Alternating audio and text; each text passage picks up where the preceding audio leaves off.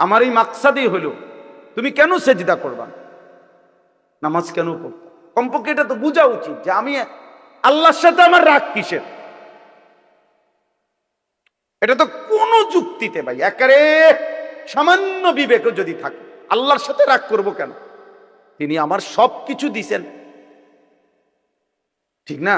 আল্লাহ আমার সমস্ত প্রয়োজন পূরণ করতেছেন, যে আমারে সব দিল এবং আমি ডাকলেও দেয় না ডাকলেও দেয়, এমন মালিক আমি পাবো কোথায়? মা গাররাকা বিরাব্বিকাল কারীম। আল্লাহ বলে, বান্দা বলো না এমন মেহেরবান মাওলা, আমার মতো দয়ালু রব থেকে কে তোমারে ধোঁকা দিল? এমন মালিক কই পাবা বান্দা, এমন মনিব কই পাইবা, কই পাইবা? হাদিসে আছে নবীজি সাল্লাল্লাহু আলাইহি সাল্লামকে আহা আল্লাহ তাআলা বলছে, বন্ধু আমার কোন বান্দা যদি 90 বছর পরেও জীবনের সব গুনাহ ছেড়ে দিয়ে আর করবে না ওয়াদা দিয়ে, 90 বছর বয়সেও যদি রাতের অন্ধকারে কোনো দিন চোখের পানি ফেলে, এক ফোঁটা চোখের পানি ফেলে গুনাহ ছেড়ে দিয়ে আর করবে না ওয়াদা দিয়ে আমার কাছে যদি মাফ চায়, দোস্ত আমি ওয়াদা দিলাম, কসম বন্ধু, আমি এমন 90 বছরের বুড়া তার গুনাহ সব মাফ করে দেব। এই জন্য বাপ ছেলেদেরকেও বলি, বাবা দিন শিখতে হয় ভাইয়া। তোমরা অনেক ছেলে আসো যারা মা বাবাও গাফেল, তোমরা ইসলামকে একটা খামখেয়ালি মামুলি বিষয় মনে করো, মন মতো নামাজ পড়ো। অনেক ছেলে আছে তোমরা ফরজ গোসল কেমনে করে জানো না, অথচ তোমাদের বীর্যপাত হয়। কিন্তু তোমরা ফরজ গোসল শরীয়তে নির্ধারিত পদ্ধতি আছে, শুধু পানিতে ডুবাইলেই গোসল ফরজ আদায় হয় না, শরীয়তে নির্ধারিত নিয়ম আছে। ওই নিয়মে যদি কেউ ফরজ গোসল না করে, সে 100 সে নাপাক, অপবিত্র। এবার সে যদি কাবা শরীফের ছাদে দাঁড়াইয়েও নামাজ পড়ে, আল্লাহর কসম তার নামাজ কবুল হবে না, তার জুমার নামাজও হবে না, তার জানাজার নামাজও হবে, কিছুই হবে। তাহলে দিন শিখতে হয়, ইসলাম শিখার জন্য, দিন শিখার জন্য জরুরি, এটা জরুরি।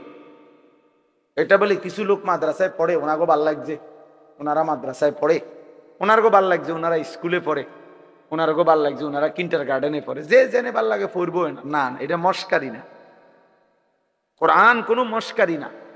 যে যার যেটা ভাল লাগে, যার মন চায় কোরআন শরীফ পড়ুক, যার মন চায় বাংলা পড়ুক, যার মন চায় ইংরেজি পড়ুক। না না, এটা এরকম একটা বিষয় না, এটা আমার ইবাদত। কোরআন শরীফ পড়া এটা শুধু একটা পড়া না দোস্ত, এটা একটা ইবাদত।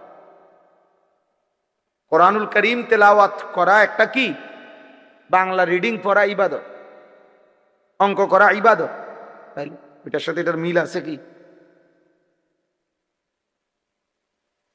এই জন্য নীরবে আলহামদুলিল্লাহ অনেক সুন্দরভাবে বসছেন সবাই, বাবারাও বসছেন, ছেলেরা তোমরাও বসছো। বাপ বুঝতে শেখো, দিন শেখা দরকার। আখেরাত আমি বুঝি নাই বললেই আখেরাত নাই এমন না ভাইয়া, আমি খেয়াল করি নাই বললেই আখেরাত হবে না, বিষয়টা এমন না। তুমি হয়তো ভাবতেই পারো যাই বুঝি নাই হুজুর, আমরা স্কুলে পড়ছি, এত কিছু কি আর আমরা জানি?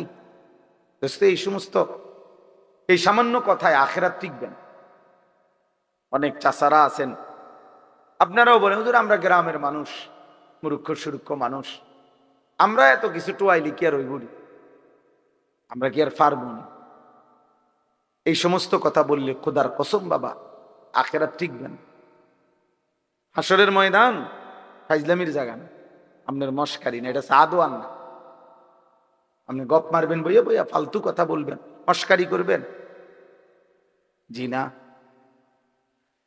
60 বছরেও যে মুসলমান হয়েও নিজের নামাজ সুন্দর করে নাই, 10টা সূরা শুদ্ধ করতে পারে নাই, ওই জিন্দিগি বদনসিব, দুর্ভাগা জীবন। ওই চাচাও বদনসিব, ওই দাদাও বদনসিব, বেটা দুর্ভাগা, দুর্ভাগা মানুষ। জীবনটারে বাদ কতগুলো, পান সুপারি বন বিড়ি চা বিস্কুটের মধ্যে শেষ করে দিছে। তামাশা করছে, জিন্দিগিকে তামাশা করছে। মনে করছে মোল্লা মুন্সিরা এরকম কত কথায় কয়, মারতো না চাই না, মারতেন না, আমনও মারতেন না, অসুবিধা নাই। হ্যাঁ, আপনি বাতে তো খান, আমরা বাতে খাই। আমরা তো আর শুধু বন খাই না, ভাত খাই, এই দুনিয়া পার হইতেছি। আখিরাতে দেখবেন এই মস্কারির পরিণতি। কাকাদু তামাইয়াজু মিনাল গাইজ কুল্লামা উলকিয়া ফিহা ফাওজুন সাআলাহুম খাজানাতুহা আলাম ইয়াতিকুম নাযীর। রব্বুল আলামিন বলে, জাহান্নামীকে যখন জাহান্নামে ফেলা হবে, জাহান্নামের ভীষণ আগুনে টকবক করবে, প্রচন্ড জাহান্নামের গর্জন আওয়াজ শোনা যাবে। আর জাহান্নামীর ভীষণ চিৎকারে জাহান্নামের ফেরেশতারা তখন তাকে ডাক দিয়ে বলবে, আলাম ইয়াতিকুম নাযীর। জাহান্নামের ফেরেশতা বলবে, নাফরমান চিল্লাও কেন, তোমারে কি কেউ কোনো আল্লাহর ভয় দেখায় নাই? আলাম ইয়াতিকুম নাযীর, কোন ভয় প্রদর্শনকারী বান্দা কি তোমার কাছে আসে নাই? ক্বালু বালা, জাহান্নামী তখন বলবে, হ্যাঁ, কাদ জাআনা নাযীর, হ্যাঁ ফেরেশতা, আমার কাছে আল্লাহর পক্ষ থেকে ভয় প্রদর্শনকারী বান্দা এসেছিল। কত ইমাম সাহেব, কত আলেম ওয়াইজ, কত বক্তা, কত আউলিয়া, কত বুজুর্গ, কত নেককার মানুষ আমারে বারবার বারবার বলেছিল, ফাকাযযাবনা, আমি মিথ্যা মনে করেছিলাম। ওয়াকুলনা মা নাযালাল্লাহু মিন শাই, আমি বলছিলাম এগুলো আল্লাহ নাজিল করে নাই। ইন আনতুম ইল্লা ফি দালালিন কাবীর, আমি আরো বলেছিলাম তোমরা মোল্লা মৌলবীরাই বড় বেশি ভুলের মধ্যে আছো। সরাসরি কোরআন শরীফের তরজমা। অকালু লাউ কুন্না নাসমাউ আও নাকিলু মা কুন্না ফি আসহাবিস সাঈর।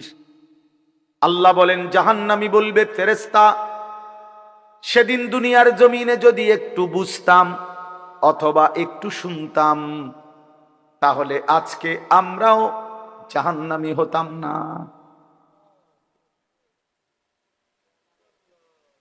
ফাতারাফু বিদামবিহিম, আল্লাহ বলে জাহান্নামী তার সবগুলো পাপের স্বীকৃতি দেবে। সব স্বীকৃতি শুনে ফেরেশতা তখন বলবে, ফাসুহকাল লি আসহাবিস সাঈর, জাহান্নামী দূর হ, জাহান্নামের আগুনেই পড়ে থাক। শুনছেই যা, কিন্তু ফেরেশতা কি করবে? ফেরেশতার কোনো ক্ষমতা আছে কি? ফেরেশতা কি? মা সালাকাকুম ফি সাকার। প্রিয় যুবক শোনো বন্ধু, কুরআনুল কারীমে আছে, আল্লাহ বলেন জাহান্নামের ফেরেশতা জিজ্ঞেস করবে, না ফরমান, কি তোকে জাহান্নামে ফেললো? ক্বালু লাম নাকু মিনাল মুসাল্লিন, খোদার কসম জাহান্নামী বলবে, বন্ধু ফেরেশতা ভাই, আমি নামাজি ছিলাম না। লাম নাকু মিনাল মুসাল্লিন, আমি মুসল্লি ছিলাম না, নামাজি ছিলাম না। হ্যাঁ, কুরআনুল কারীমের মধ্যে আল্লাহ বলেন, কাল্লা ইদা বালাগাতিত তারাকি, আল্লাহ তাআলা বলেন নাফরমানের জান কবজ করতে যখন আজরাইল ফেরেশতা টান দিবে রূহটা ধরে, তখন এই রূহটা ছিঁড়ে কণ্ঠনালীর মধ্যে আইসা আটকায়া যাবে, বের হবে না।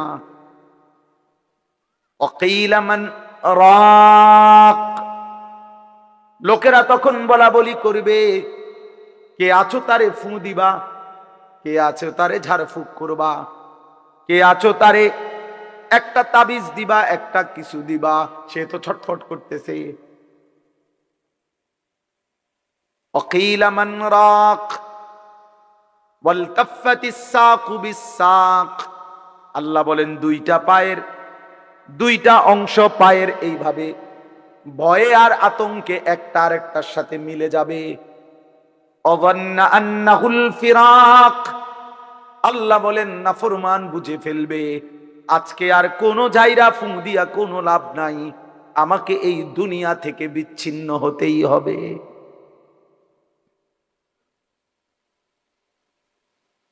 অযান্না আন্নাহুল ফিরাক।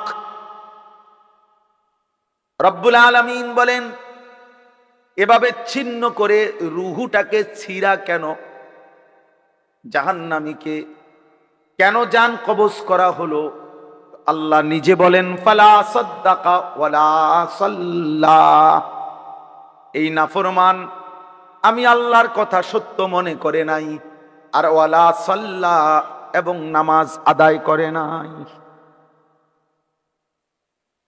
এই জন্য হ্যাঁ, তালাক মিয়া দোস্ত নওজোয়ান ভাত খাও, ভাতে তো খাও আর কিতা, আর বীর মানে মোবাইল টিপো আর নারী দেখো, ছবি দেখো, আর চুলের পেখম ঘুরাও।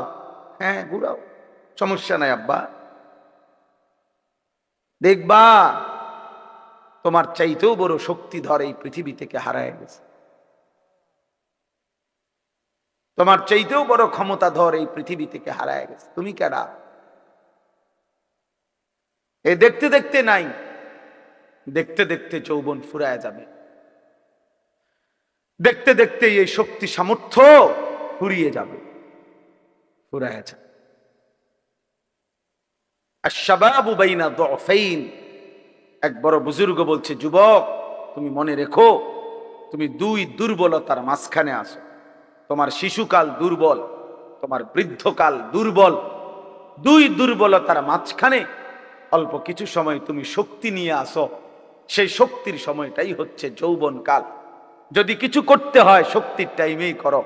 নিজেকে গড়লে শক্তি থাকতেই গড়ো, নিজের আখিরাত সাজাইলে শক্তি থাকতেই সাজাও। হয় তুমি পিছনের দিকে শিশুকালে আর যাইতে পারবা না, আর বৃদ্ধকালে পৌঁছে গেলে দুর্বল হয়ে যায়, তখনও আর পারবে না, অথবা কবরে চলে যাবে। এই জন্য 17 বছরের, 18 বছরের, 20 বছরের ছেলে তোমাদেরকে বলি, বাপ এত অল্প বয়সে যদি আল্লাহ পাকের এত বড় নাফরমান হও, মাত্র 18 বছর বয়সেও যদি তুমি আল্লাহকে এইভাবে না চিনো, 18 বছর 20 বছর বয়সেই যদি তুমি একটা সেজদা দিতে মন না চায়, আরে জানোয়ার তুই 60 বছর পর্যন্ত যাইতে যাইতে তোর অবস্থা কি হবে? বেঈমান, এই বেঈমান, এই নিকৃষ্ট, তোর হালাত কি হবে?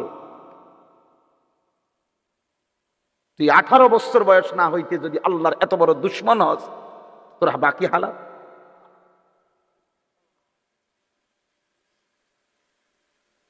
20 বছর না আইতেই যদি তুই এত নারী দেখে ফেলো, এত উলঙ্গ ছবি দেখো, জানোয়ার বাকি জীবন তাহলে কি দেখবা?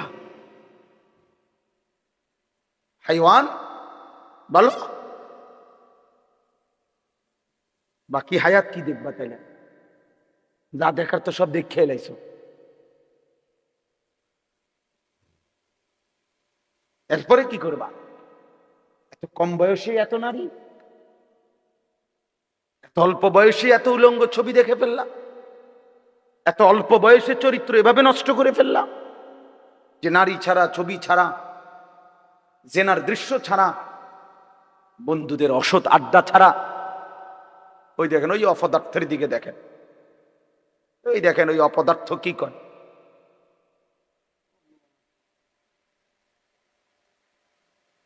এই জন্য বললাম ভাই,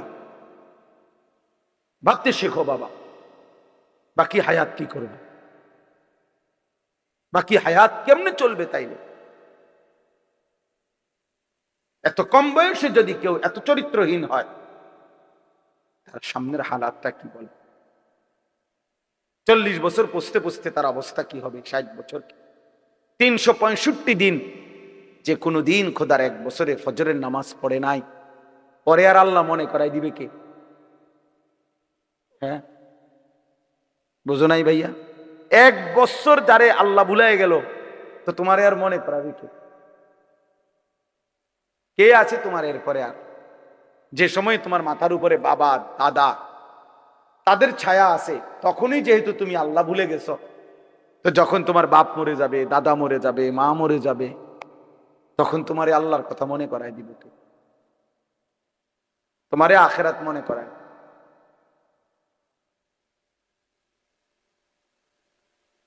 ছোটবেলায় আমার মনে আছে, আমার ছোট্টবেলা থেকে আমার মা সারাটা জীবন মা আম করে নামাজের কথা জিগাইছে।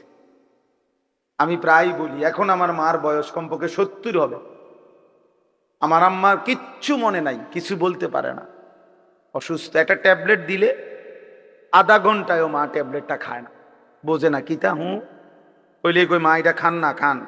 পানি মুখে দিলে জোর করে মা এটা ধরে রাখে, মা এটা বোঝে না যে এটা খাওয়া দরকার, মানে এই কথাটাই বুঝাই পারি না বলি। এখন এমন দুর্বল হয়ে গেছে। সেই মা আমার এখনো আমরা কথা বললে আম করে জিগা, আমারে তো জিগায়, পুত নোয়া ধরছুন, কসম আল্লাহ, মা আমার এখনো আমার জিগা, পুত নামাজ ধরছুন, নোয়া ধরছুন। মা আমার সব সময় বলে, এখনো বলে, মা পুত কতখানে ওয়াজে যাও, মানুষের লগে চাইও টাকা পয়সা লইয়া, ঝামেলা করো না। তো আমার 44 বছর বয়স, 44 বছর বয়সও আমি মায়ের সেই নজর নেগরান। আলহামদুলিল্লাহ, তোমারে 18 বছর বয়সেই তোমার আব্বাও তোমারে বলে না, মাও বলে না, সমাজের কেউ ডাকে না। তোমার পতন, তোমার ধ্বংস, তোমার বরবাদি, তুমি নারী দেখতে দেখতে ধ্বংস হয়ে যাইতেছ, ছবি দেখতে দেখতে বেঈমান কাফেরদের মতো সাজতে সাজতে সাজতে সাজতে, চুল পান শার্ট পোশাক লেবাস, চলা ফেরা উঠা বসাতে কাফের মুশরিকদের মতো হতে হতে ধীরে ধীরে একটা সুন্দর ছেলে, একটা সুন্দর জওয়ান মুসলমানের একটা তাগড়া ছেলে চোখের সামনে কি হয়ে যেতেছে, নষ্ট হয়ে। এই সমাজ তাকায় তাকায় দেখতেছে। বুঝছেননি চাচা? ব্যাপারটা চিন্তা করে দেখেন তো চাচা, বিষয়টা কি ভাইয়া? একটা ছেলে বলো বাপ, কেউ তোমারে ডাকে না, কেউ তোমারে ফেরায় না, কেউ তোমার এই অব্যাহত গুনাহ অশ্লীলতা বেহায়াপনার থেকে কেউ টাইনা ধরতেছে না, ফেরাইতে চাচ্ছে না।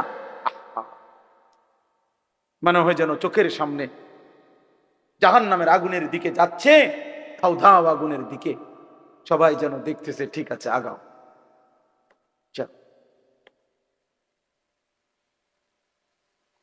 ومن يشاقق الرسول من بعد ما تبين له الهدى ويتبع غير سبيل المؤمنين, আল্লাহ বলেন আমার রাসূলের মাধ্যমে আমি সবকিছু স্পষ্ট করে বলে দেওয়ার পরেও যারা আমার রাসূলের বিরুদ্ধাচরণ করবে, ওয়াত্তাবি' গায়রা সাবিলিল মুমিনিন, আমার প্রকৃত ঈমানদার যেই পথে চলে এই পথের উল্টো পথে যে চলবে, আল্লাহ বলেন আমার রাসূলের বিরুদ্ধাচরণ যে করবে, আমার ঈমানদার মুমিনের পথের উল্টো পথে যে চলবে, নুওয়াল্লিহি মা তাওয়াল্লা, আমি আল্লাহ তাকে সেই উল্টো পথেই চালাবো, ওয়া নুসলিহি জাহান্নাম, একদিন তারে ধাক্কা মেরে জাহান্নামেই ফেলে দেব। খোদার কসম বন্ধু, আল্লাহ বলেন চলতে চলতে নাফরমান, গুনার, অসভ্যতার, অশ্লীলতা, সুদ আর হারাম, কিস্তি আর হারাম রোজগার করতে করতে চাচা 60 বছর পরে একদিন ফেরেশতা তোমারে লাথি দিয়া কবরে পাঠায় দিব। বলবে যা সুদখোর যা কবরে, যা কিস্তিখোর হারামখোর যা কবরে যা। জীবনভর ওজনে কম দিলি, জীবনভর হারাম রোজগার করলি, না ফরমান, যা এখন যা কবরে। এত লম্বা হায়াত, এত লম্বা রাত, লম্বা দিন, কখনোই আল্লাহকে মনে পড়লো না, হালাল হারাম মনে পড়লো না। আল্লাহ বলেন একদিন আমি তোকে পৌঁছায় দেব কবরে। আল্লাহাকুমুত তাকাসুর হাত্তা যুরতুমুল মাকাবির। আল্লাহ বলে বান্দা দুনিয়ার নেশায় পড়ে ডুবে গেলা, আল্লাহ বলেন আখিরাতকে বান্দা ভুলে গেলা। শুধুমাত্র তাকাসুর, বাড়ানোর নেশা, বাড়ানোর, আরো টাকা, আরো বাড়ি, আরো গাড়ি, আরো নারী, আরো সুন্দরী, আরো দুনিয়া, আরো আরো আরো আরো। আল্লাহ বলেন বাড়াইবার এই পাগলা নেশা তোমারে দুনিয়ায় ডুবায়া দিল, আখিরাত ভুলায়া দিল। হাত্তা যুরতুমুল মাকাবির। এরই মাঝে কিন্তু একদিন বান্দা সত্যিকারে ঠিক ঠিক একদিন তোমার মোলাকাত হবে কবরস্থানে। হাত্তা যুরতুমুল মাকাবির, চিরেই তুমি পৌঁছে যাবে, সাক্ষাৎ হবে কবরস্থানে। কাল্লা সাউফা তা'লামুন। তাফসীরে লিখছে ফিল কবরে। আল্লাহ বলেন সেই কবরে পৌঁছলেই আমি আল্লাহ তোমাকে জানায় দেব বান্দা আমার একটা একটা নাফরমানির শাস্তি কি। কি মনে করছো বান্দা, ভাত দুগা খাওয়াইছি দেখা নাফরমান, তুই মনে করছো তো আমি আল্লাহ তোরে দেখি নাই না? বেটা আমি তো ভাত তরকারি, বেটা খাদ্য খাবার তো আমি কুত্তারও খাওয়াই, বেটা তোরে খাওয়াবো না কেন? তোরে আমি ভাত খাওয়াইছি দেখা, তোরে আমি ঘুম পাড়াইছি, তোরে আমি পেশাব পায়খানা করতে দিছি, তোরে আমি কিছু বলি নাই, দুনিয়ায় ছেড়ে দিছিলাম বান্দা, আমি তো সব বলেই দিছি। ইন্না হাদাইনাহুস সাবিলা। আল্লাহ বলেন চলার রাস্তা তো আমি দেখায় দিছি, রাসূল পাঠাইছি, উলামা পাঠাইছি, আউলিয়া পাঠাইছি, ইমাম পাঠাইলাম, খতিব পাঠাইলাম, ওয়াইজ পাঠাইলাম, বক্তা পাঠাইলাম, কোরআন পাঠাইলাম, সুন্নাহ পাঠাইলাম, আমার রাসূলকে দিয়ে 23টা বছর লাগাইয়া এতভাবে বলে দিলাম। এর পরেও বান্দা তুমি কোনোভাবে পাত্তা দিলা না। ঠিক আছে বান্দা, কবরে আইসো, তখন মনে করবা, বুঝবা আমি আল্লাহ কেমন জিনিস।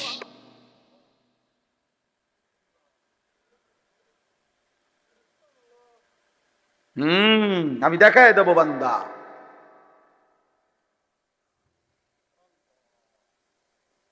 আমি দেখায় দেব।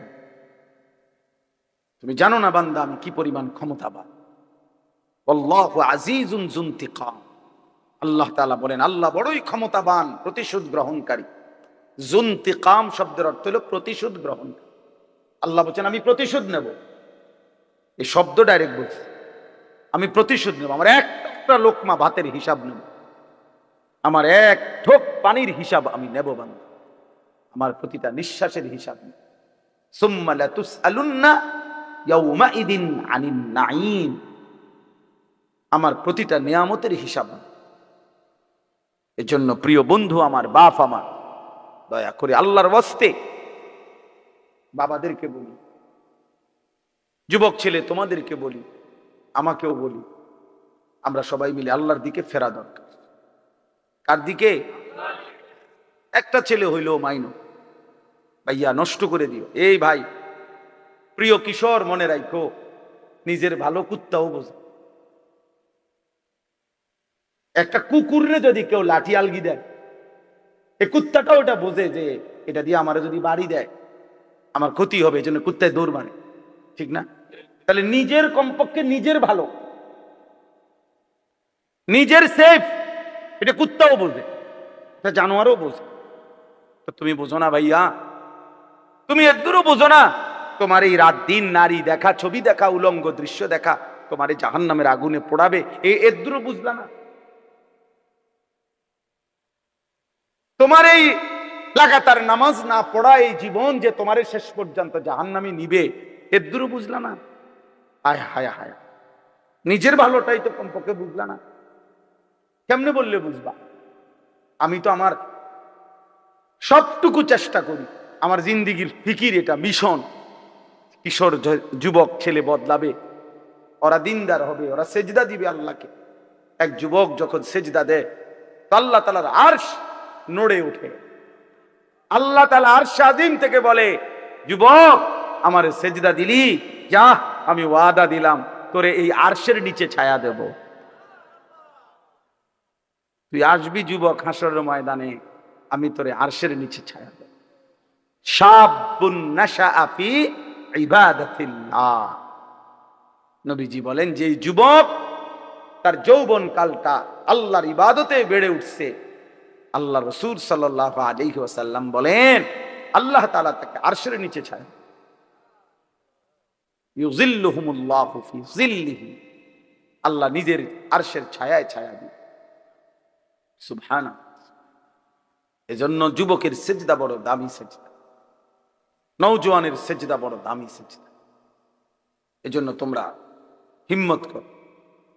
ওই ছেলেটাকে বলো ভাই, ওই ছেলেটাকে, ওই অসভ্য ছেলেটাকে বলো মোবাইল বন্ধ করতে। বেটা তুমি এতে উঠে যাও বেটা, এই বেটা অপদার্থ কোথাকার বেটা।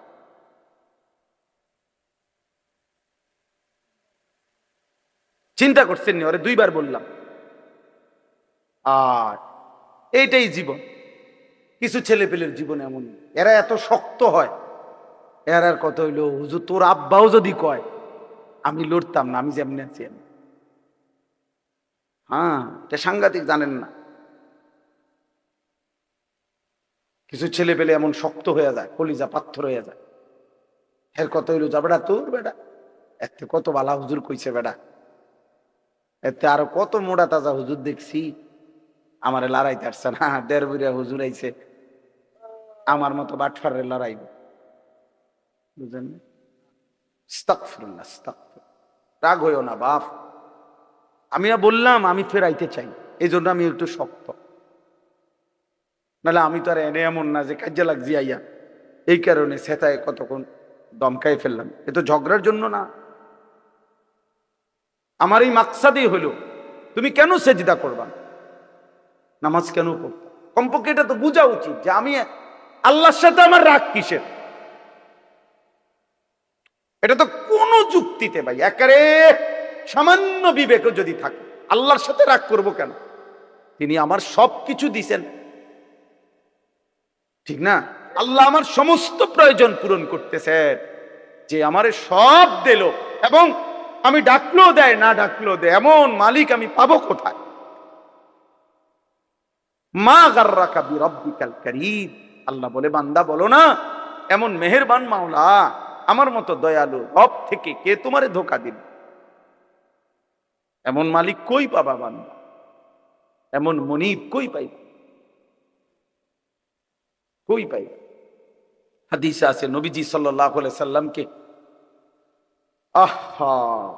আল্লাহ তাআলা বলছে বন্ধু আমার কোন বান্দা যদি 90 বছর পরেও জীবনের সব গুনাহ ছেড়ে দিয়ে আর করবে না ওয়াদা দিয়ে, 90 বছর বয়সেও যদি রাতের অন্ধকারে কোনো দিন চোখের পানি ফেলে, এক ফোঁটা চোখের পানি ফেলে গুনাহ ছেড়ে দিয়ে আর করবে না ওয়াদা দিয়ে আমার কাছে যদি মাফ চায়, দোস্ত আমি ওয়াদা দিলাম কসম বন্ধু আমি এমন 90 বছরের বুড়া তার গুনাহ সব মাফ করে দেব। কুল ইয়া ইবাদিয়াল্লাযীনা আসরাফু আলা আনফুসিহিম লা তাকনাতু মির রাহমাতিল্লাহ। রব্বুল আলামিন বলেন বন্ধু বলেন, ও আমার বন্ধু আপনি বলে দেন হে আমার বান্দা, আল্লাহ বলতেছেন আমার বান্দা শোনো না, তোমরা যারা এই পরিমাণ গুনাহ করেছো যে নিজের জীবনটাকে জুলুম করে শেষ করে ফেলেছো, জীবনে বলতে কোনো নেকি নাই, ডানে বামে কোনো নেকি নাই, গুনায় গুনায় ভরা জীবন তোমাদের পুরা ডুবে গেছে। আল্লাহ বলেন বান্দা গুনার সমুদ্রেও যদি হাবুডুবু খাও, সেখান থেকেও যদি কোনোদিন আমি আল্লাহকে মনে পড়ে, তাইলে যদি গুনাহ ছেড়ে দিয়ে আর করবা না ওয়াদা দিয়ে আমি আল্লাহর দিকে এক কদম ফিরে আসো বান্দা। আর যদি বলো মাওলা জীবনভর আমি আপনাকে নারাজ করেছি আর করব না মাওলা, আপনার নাফরমানি করব না মাওলা, আমি তওবা করলাম মাওলা, গুনাহ ছেড়ে দিলাম, আল্লাহ বলেন লা তাকনাতু মির রাহমাতিল্লাহ, আমার গুনাহগার নাফরমান বান্দা আমি আল্লাহর রহমত থেকে নিরাশ হইও না বান্দা।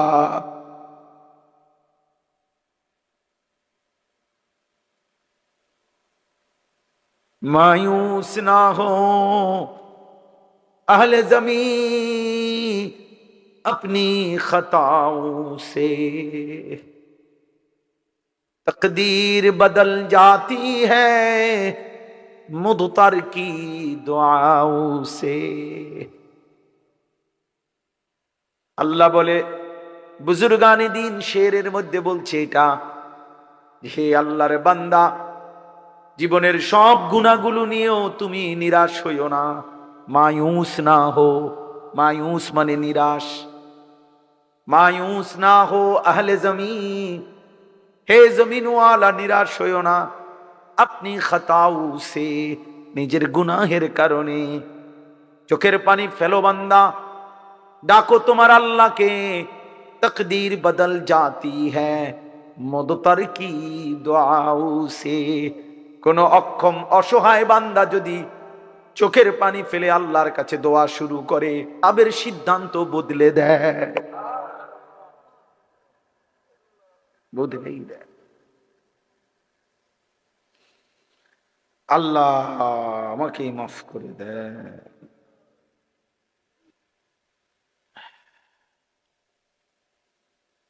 চলো ভাইয়া, আমরা বলার চেষ্টা করছি মালিকের কাছে, তো আমরা এটা বলতে পারবো যে আল্লাহ আমরা বলার চেষ্টা করছি আপনার বান্দাদের কাছে, আমরা চেষ্টা করছি। এজন্য প্রত্যেকে ইনশাআল্লাহ, আপনারা আসলে আমি মহব্বত করেই বললাম, কেন রাত এত হইছে, এরপরও খোলা আকাশের নিচে আপনারা মজা খুব সুন্দর করে মনোযোগ দিয়ে সবাই বসছেন। চলেন মনোযোগ দিয়া, যেহেতু বসছেনই মনোযোগ দিয়া শুনতেছেন, একজন বক্তার ওয়াজ শুনছেন ভাল লাগছে এটা না।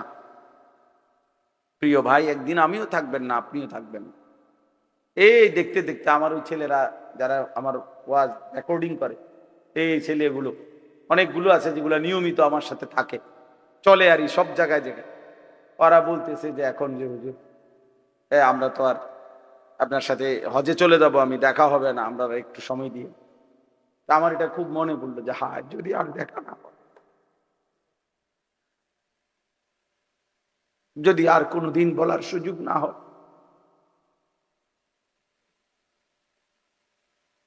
আল্লাহ আমাদেরকে মাফ করে দেন। চলেন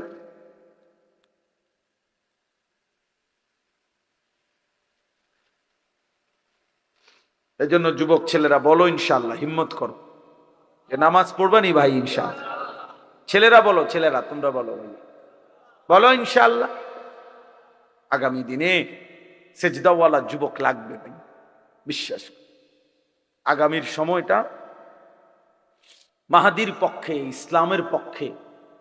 সারা পৃথিবী, বাংলাদেশ না শুধু, সারা পৃথিবীতে কালেমার বিজয়ের জন্য, কোরআনের বিজয়ের জন্য, মাহাদির পক্ষে লড়বার জন্য, দাজ্জালের বিরুদ্ধে, ইহুদিদের বিরুদ্ধে, বেঈমানের বিরুদ্ধে যুদ্ধের জন্য সাহসী, ইমানদার, সেজদাওয়ালা যুবক লাগবে ইনশাআল্লাহ। তুমি নিয়ত করো যে সেদিনের সেই যুদ্ধে ইমানদারের পক্ষে যেন তুমি থাকো। আমি আমার ছোট ছেলেরও মস্ক করাইছি যে বাবা দোয়া করতে থাকবা, হয় তুই যুদ্ধ করবি না আমি যুদ্ধ করব, কিন্তু কালেমার বিজয় হবে ইনশাআল্লাহ, ইসলামের বিজয়। এই দেখবেন একদিন পাকিস্তান এক ধাক্কা দিছে, 3 ঘন্টা লাগছে না, উড়ে এলাইছে। ইন্ডিয়া ঠান্ডা হয়ে গেছে, বুঝেন নাই? ঠান্ডা, একদম ঠান্ডা। হ্যাঁ, মোমেন দেখায় দিছে 10ই মে ফজরের নামাজের পরে পাকিস্তানি সেনাবাহিনী মর্দে মুজাহিদ চূড়ান্ত হামলা করছে ফজরের নামাজ পড়ে। সব চ্যানেলে আসছে কথা, খবর। ফজরের সালাম ফিরায়া নারায়ে তাকবীর, আল্লাহু আকবারের ধ্বনি দিয়ে মিসাইল হামলা করছে। 3-4 ঘন্টার ব্যবধানে ভারত মাথা নোয়াইতে বাধ্য হয়েছে। এই দেখবেন একদিন ইনশাআল্লাহ, একদিন ঘুম থেকে জেগে শুনবা যুবক, ফিলিস্তিন বিজয় হয়েই গেছে ইনশাআল্লাহ।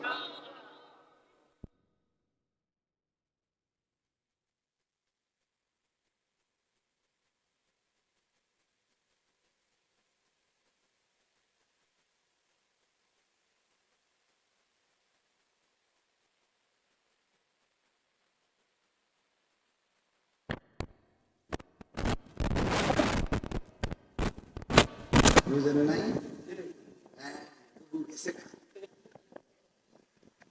তখন মসজিদে শোয়া ছিলাম 5ই আগস্ট, তাবলিগে সফরে গেছিলাম উত্তরবঙ্গ দিনাজপুরে, মসজিদে ছিলাম তখন। দুপুরবেলা মাত্র শুইছি, খাইতেছি, এই সময় আমার সাথে একজন দৌড়াইয়া, হুজুর গেছে গা। কি গেছে গা? গেছে গা, গেছে গা, যে গেছে গা, আসলেই গেছে গা। লক্ষ লক্ষ উলামায়ে কেরামকে বেইজ্জতি করেছে যারা, হাজারো রকমের জঙ্গি, বোমাবাজ, এই সমস্ত মিথ্যা ট্যাগ লাগায়া, মিথ্যা অপবাদ দিয়ে যারা এই প্রহসন করেছিল, তারা ঠিকই ভাইগা গেছে। মামুন বাংলার জমিনে আজও আছে, মামুনুল হক আছেই আছে, থাকবে ইনশাআল্লাহ। এই জন্যই কিশোরগঞ্জের এক বেয়াদব নেতা নামের এক বেয়াদব গত কয়েকদিন আগে, এই বেয়াদব উলামায়ে কেরামের বিরুদ্ধে জঘন্য মিথ্যাচার করেছে, বিদ্রুপ করেছে। বাংলাদেশের এক নেতা, পাগল পাগল, ফজু পাগল, ফজু পাগলা, পাগলায় যা মন চায় তাই বলছে। এদেশের মুসলিম নারীদেরকে বলছে, তোমরা হুজুরদের বাচ্চা পেটে ধারণ করবা না। কত বড় বেয়াদব, কত বড় জঘন্য বেয়াদব, চিন্তা করে দেখ। ইনশাআল্লাহ সেদিন বেশি দূরে নয়, যেদিন এই বেয়াদবেরও লাঞ্ছনা অপমান আমরা দেখব ইনশাআল্লাহ। এই জন্য প্রিয় ভাই, প্রিয় বাবা, সবার কাছে বলি, বাবা দিন মানেন, আল্লাহকে মানেন। এই বাপ, সংসার মানে স্ত্রী সন্তান, ছেলে মেয়ের নাম সংসার, স্ত্রী সন্তানের নাম পরিবার। খাট পালং আর সোফার হিসাব মিলাইয়েন না, সন্তানের নামাজের হিসাব মিলায় না। খাট দেখান কিনতেন, সোফা দেখান কিনতেন, এবারে 30 বছর বিদেশ করছে, 60 বছর কামাই রোজগারি করছে, বাজার করছে, ব্যবসা করছে, ক্ষেত খামার করছে। অন কিনছেন চাচা, শেষ বয়স হইল, হ্যাঁ করছে হুজুর আল্লাহর রহমতে 4টা রুম দিয়ে একটা বিল্ডিং করছে। ইডি হুনা মানুষের বেড়া, হ্যাঁ বিল্ডিং করছে, এটা শুনে আল্লাহর রহমতে হুজুর আমনগো দোয়ায় বিল্ডিং করছে। রাস্তার লগে কদ্দুর জায়গা লইছে, হ্যাঁ রাস্তার লগে জায়গা লইছে, বিল্ডিং করছে। 4টা রুম, 2টা বাথরুম, বাথরুম দিয়েও টাইলস। আল্লাহু আকবার, কত বড় নিয়ামত। এখন টাইলসে মতে, কত বড় নিয়ামত আল্লাহ দিছে ওনারে। ওনার বাপ দাদা আগে পূর্বপুরুষ মাটিতে পেশাব করত, এখন উনি এখন টাইলসে পেশাব করে। এর চাইতে বড় দৌলত আর কি হইতে পারে? 60 বছর সার্থক, আপনি এখন টাইলসে মতেন। এই জীবন, এই মুসলমান, 60 বছরের এই ছিল হিসাব। কি বললেন এগুলো? বিল্ডিং এর হিসাব দেন কেন? সোফার হিসাব দেন কেন? জমির হিসাব দেন কেন? হিসাব দিবেন সন্তানের। আমার সন্তান নামাজ পড়ে, আমার সন্তান আল্লাহকে সেজদা করে, আমার ছেলে মেয়ে আল্লাহকে সেজদা করে, আমার ঘরের বিবি বাচ্চা পর্দা করে, আমার ঘরের সবাই আল্লাহর কোরআন পড়তে পারে। কথা তো ছিল এই না? আমাদের খতিব সাহেব, বর্তমান খতিব সাহেব, উনি ওনার এক লেখনীতে লিখছেন, জাতীয় মসজিদ বাইতুল মুকাররমের যিনি বর্তমান খতিব, সারা পৃথিবী বিখ্যাত আলেম আল্লামা হযরত মাওলানা আব্দুল মালিক সাহেব দামাত বারাকাতুহুমুল আলিয়া, উনি বলেন যে আরবে একবার একজন ইঞ্জিনিয়ার, ওনার সাথে আমার সাক্ষাৎ হয়েছে ওনাদের, উনি এক ব্যক্তির নাম বলছেন। তো ওই ইঞ্জিনিয়ার ব্যক্তি বলছে, কয় যে জনাব, আমার বংশে গত 70 বছরে যত নারী পুরুষ আমাদের ফ্যামিলিতে গত হয়েছে, গত 70 বছরে এমন একজন নারী পুরুষ আমাদের বংশে নাই যে হাফেজে কোরআন নয়। এটা তো বলার মতো কথা, এটা বলার মতো কথা কিনা বলেন? বললে এটাই তো বলার মতো। শেখুল হাদিস আল্লামা আজিজুল হক রাহমাতুল্লাহ আলাইহি, তার বংশের সন্তান, ছেলে মেয়ে, ছেলের ঘরের নাতি নাতনি, মেয়ের ঘরের নাতি নাতনি সব হাফেজে কোরআন। আপনি খবর নেন, এই যে মামুনুল হক সাহেব, তাদের পুরা ফ্যামিলি হাফেজে কোরআন। এটা তো বলার মতো কথা, এটা উল্লেখ করার মতো কথা। ভাইয়া বললে এটা বলেন, বিল্ডিং এর হিসাব দেখাবেন না। মা বোন যদি কেউ শুনে থাকেন, আপনাদের খবর। আমরা 5 ভাই 3 বোন। 2015 সালে আমার আব্বা ইন্তেকাল করছে। 43 বছর বাবা এক মসজিদে ইমামতি করছে, প্রাইমারি স্কুলে মাস্টারি করছে। 5 ভাইকেই বাবা মাদ্রাসায় পড়াইছে। আমার আব্বা থাকতেই আমরা 5 ভাই আল্লাহর দয়া আল্লাহ করছেন আলেম হইছে। বাবার ইন্তেকালের সময় আব্বা ঘরে, স্বাভাবিক ঘরে মারা গেছে। আমার আব্বার যে সময় শ্বাস টানতেছে, আমরা ভাই বোন সবাই ছিলাম, আমাদের ছেলে মেয়েরাও ছিল, আব্বার নাতি নাতনি সব মিলাইয়া আমরা প্রায় 25 জন ভাই বোন নাতি নাতনি মিলে আল্লাহর কোরআন পড়তেছিলাম। এই সময় আমার আব্বা ইন্তেকাল করছে। আমার মা কাঁদতেছিলেন। আমি মারে জড়াইয়া ধরে বলছিলাম, মা আপনি কাইদেন। একটু পরে আব্বারে যখন কবরে, ফেরেশতা বলবে মান রব্বুক, আমার আব্বা বলবে ফেরেশতা 25 জন বংশধর যেই রবের কোরআন পড়া রাইখা আসছি, আমি সেই রব চিনব না? বললি কি ফেরেশতা? রব চিনব না কেন? রব চিনব না কেন? এই জন্য দোস্ত আমার, বন্ধু আমার, দিন শিখেন, আখিরাতকে বুঝেন, আল্লাহকে রাজি করে। বলেন ইনশাআল্লাহ, বলেন ইনশাআল্লাহ। এবার শুধু তর্জমাটা শুনাই, তাইলেই কথা শেষ।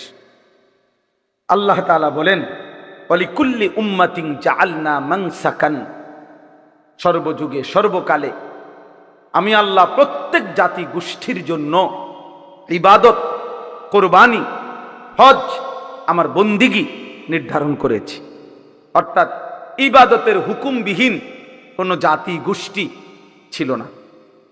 তাইলে মানুষ মাত্রই আল্লাহর ইবাদত করবে, এটা আল্লাহ তাআলার চাওয়া। এজন্য সর্বযুগে সর্বকালে আল্লাহ তাআলা মানুষের জন্য, বান্দার জন্য ইবাদত দিয়েছেন। কি দিয়েছেন? ইবাদত দিয়েছেন, ইবাদত দিয়েছেন। মানসাকান অর্থ কুরবানি, মানসাকান অর্থ হজ, মানসাকান অর্থ ইবাদত। আল্লাহ বলেন আমি প্রত্যেক জাতির জন্য কুরবানির বিধান রেখেছি, অথবা তরজমা হলো প্রত্যেক জাতির জন্য হজ্জের বিধান রেখেছি, অথবা প্রত্যেক জাতির জন্য আমি আল্লাহ নির্ধারিত কিছু না কিছু ইবাদত রেখেছি। আল্লাহ তাআলা বলেন প্রত্যেক জাতি গোষ্ঠীর জন্য আমি কেন ইবাদত দিলাম, কেন কোরবানির বিধান দিলাম, কেন হজ্জের বিধান দিলাম? লিয়াযকুরুসমাল্লাহ, আমার প্রতিটা বান্দা যেন আমি আল্লাহর নাম তার জবানে উচ্চারণ করে। এই জন্য তাহলে আমার বান্দা মাত্রই, আমি যারে বানাইছি, আমি তার কাছে চাই তার জবান দিয়ে আমার নাম উচ্চারণ করে। লিয়াযকুরুসমাল্লাহ, সে যেন আমি আল্লাহর নাম জিকির করে। তাইলে আমাদের সৃষ্টির সার্থকতা, আমাদের জন্মের সার্থকতা আমাদের জবানে আমাদের রবের নাম উচ্চারণ। এজন্য ভাইয়া যেই জিহ্বা আল্লাহর নাম নেয় না, তো ওই জিহ্বা কি কথা বললো? আর তাই আল্লাহর কোরআন যে জবান পড়তে পারে না, আল্লাহর জিকির যেই জবান করে না, নামাজের তসবিহগুলো যেই জবান পড়ে না, হায় হায়, তো সেই জবান আর বললো কি? দুনিয়ার বাকি কথাগুলো না বললেও চলতো। এই দুনিয়া ভোগ করা যাইতো। তারা বাস্তবিকে বোবা, মানে কথা কইতারে না। আপনি বলেন তো তারা দুনিয়া ভোগ করে না? তো তাইলে বোবা মানুষে বিয়ে করতে পারেনি, বোবা মানুষের বাচ্চা কাচ্চা হয়নি, বোবা মানুষে বিল্ডিং করতে পারেনি, বোবা মানুষে বাজার সদাই করতে পারেনি, বোবা মানুষে ভাত মাছ খাইতে পারেনি। তো তো দুনিয়া কোনটা তার অসুবিধা হয়েছে? বলেন না কেন শাকের ভাই, কি সমস্যা হয়েছে তার? কোনো অসুবিধা হয়েছে তার? তাইলে বন্ধু, দুনিয়া তো বোবা মানুষও ভোগ করতে পারে। তাইলে এই জবান কথা বলার সার্থকতা কি? কথা বলার সার্থকতা হলো রবের নাম।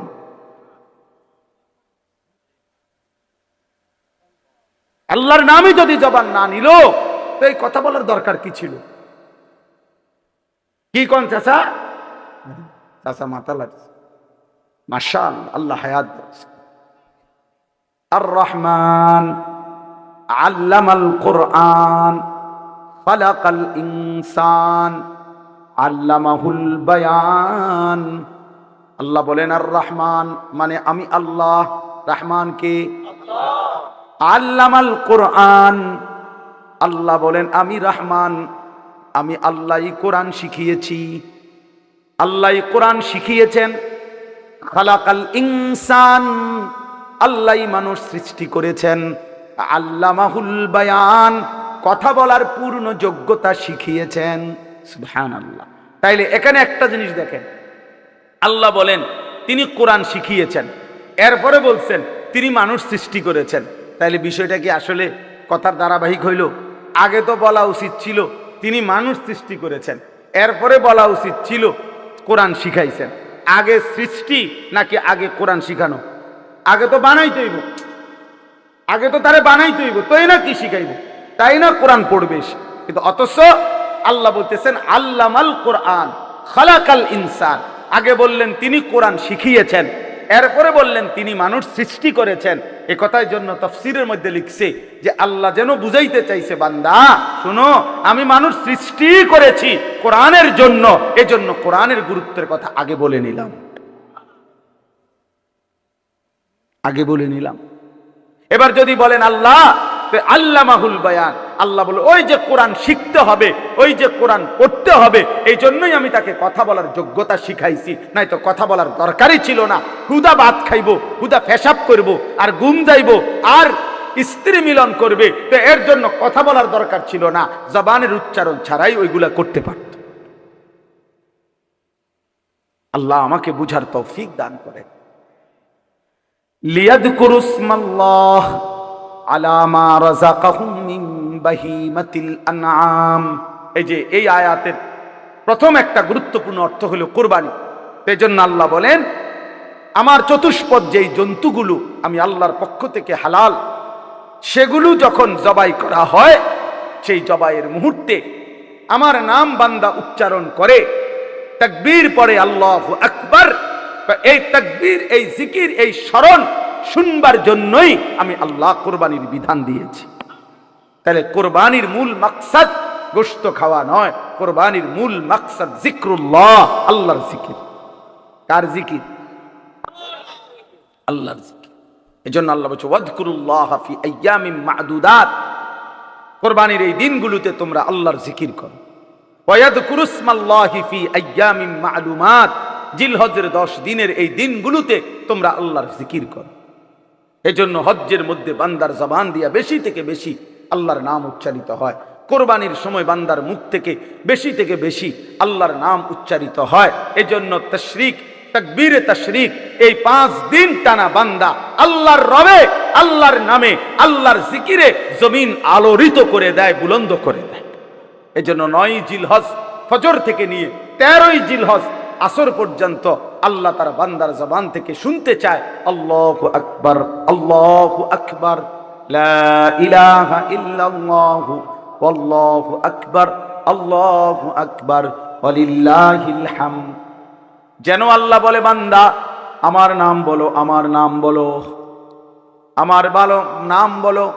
এজন্য হাজী সাহেব হজ্জের সময় বারবার বলে লাব্বাইক আল্লাহুম্মা লাব্বাইক, লাব্বাইক লা শারীকা লাক লাব্বাইক, ইন্নাল হামদা ওয়ান নি'মাতা লাকা ওয়াল মুলক লা শারীকা লাক। কাকে ডাকে? আল্লাহকে ডাকে, আল্লাহকে ডাকে। ফা ইলাহুকুম ইলাহুন ওয়াহিদ, অতএব তোমাদের ইলাহ কেবলই একজন। কয়জন? কে তিনি? ফালাহু আসলিমু, আল্লাহ বলেন অতএব তোমরা সকলেই সেই আল্লাহর প্রতি নিজেকে সমর্পণ করো। কার প্রতি? ওয়াবাশশিরিল মুখবিতিন, আল্লাহ বলে বন্ধু আমার, নবী আমার, আমার অনুগত বান্দা যারা, তাদের প্রত্যেককেই আপনি জান্নাতের সুসংবাদ দিয়ে দেন। এবারে যদি বলেন আল্লাহ আপনার অনুগত বান্দা কারা? আল্লাহ বলেন আল্লাযীনা ইযা যুকিরাল্লাহু ওয়াজিলাত কুলুবুহুম, আমি আল্লাহর জিকির যখন হয়, আমার নাম যখন উচ্চারিত হয়, যাদের অন্তর আমি আল্লাহর ভয়ে কাঁপতে থাকে, তাদের জন্য জান্নাতের সুসংবাদ। ওয়াস-সাবিরিনা আলা মা আসাবাহুম, যেই কোনো বিপদ মুসিবত, দুঃখ, পেরেশানি, অস্থিরতা, রোগ, শোক, যেই কোনো রকমের ঘাটতি কমতি, যেই কোনো পেরেশানিতে আমার যে বান্দা আমি আল্লাহর উপরে সবর করে ধৈর্য ধরে তাদের জন্য জান্নাতের সুসংবাদ। ওয়াল মুকিমিস সালাহ, 5 ওয়াক্ত নামাজ যে আদায় করে তার জন্য জান্নাতের সুসংবাদ। ওয়া মিম্মা রাযাকনাহুম ইউনফিকুন, আমি আল্লাহর দেওয়া রিজিক থেকে, সম্পদ থেকে যে আমি আল্লাহর পথে ব্যয় করে, খরচ করে, তার জন্য জান্নাতের সুসংবাদ। যে যাকাত দেয়, সাদকাতুল ফিতির আদায় করে, হজ আদায় করে, কোরবানি আদায় করে, দান সাদাকা করে, আল্লাহ বলেন এমন সম্পদ ব্যয়কারী আমার হুকুমের উপরে যারা খরচ করে তাদের জন্য জান্নাতের সুসংবাদ। বলেন আলহামদুলিল্লাহ। আল্লাহ তাআলা এই গুণগুলো আমাদের মধ্যে দান করেন। আমরা যেন নামাজি হই, আমরা যেন ধৈর্যশীল হই, আমরা যেন আল্লাহর জিকির করি, আমরা যেন নিজেদের সম্পদ আল্লাহর পথে খরচ করি।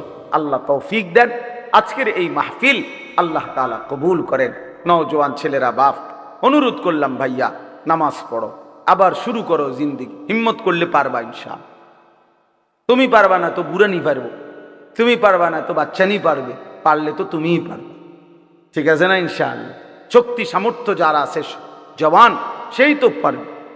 এক সাহাবীকে আবু বকর সিদ্দিক রাদিয়াল্লাহু তাআলা আনহু, 16 বছর বয়সী যায়েদ ইবনে সাবেত একজন সাহাবীকে ওনার খেলাফত আমলে উনি বলছিলেন, আবু বকর সিদ্দিক রাদিয়াল্লাহু তাআলা আনহু, যে তোমাকে পুরা কোরআন 30 পারা একত্র করা।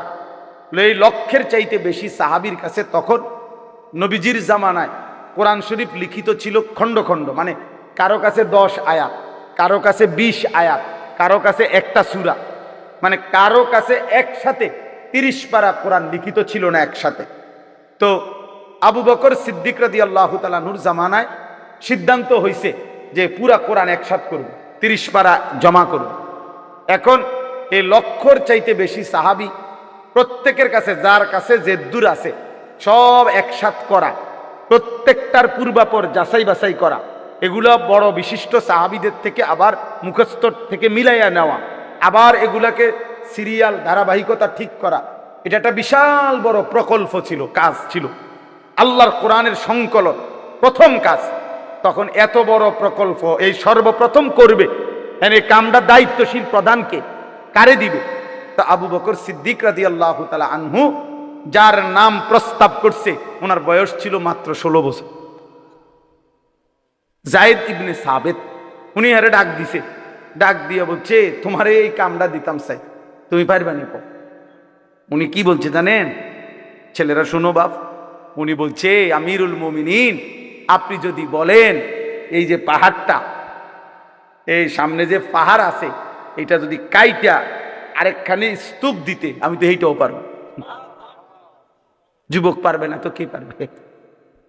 নওজোয়ান করবে না তো কে করবে? রাত দিন বরাবর করে ফেলাম না। এবং ঠিকই উনি দিবান নিশি মেহনত করে এত বড় আজিমুশান খেদমত তিনি তৈরি করে দিচ্ছেন। এজন্য পারলে কে পারবে? যুবক পারবে ইনশাআল্লাহ। আল্লাহ আমাদের নওজোয়ানদেরকে তৌফিক দান করেন। আল্লাহ আমাদের যুবকদেরকে জাগিয়ে দেন আগামীর পৃথিবীর জন্য, ইসলামের জন্য। সুবহানাল্লাহি ওয়া বিহামদিহি, সুবহানাকাল্লাহুম্মা বিহামদিকা, আশহাদু আল্লা ইলাহা ইল্লা আনতা, আস্তাগফিরুকা ওয়া আতুবু ইলাইক। আলহামদুলিল্লাহ।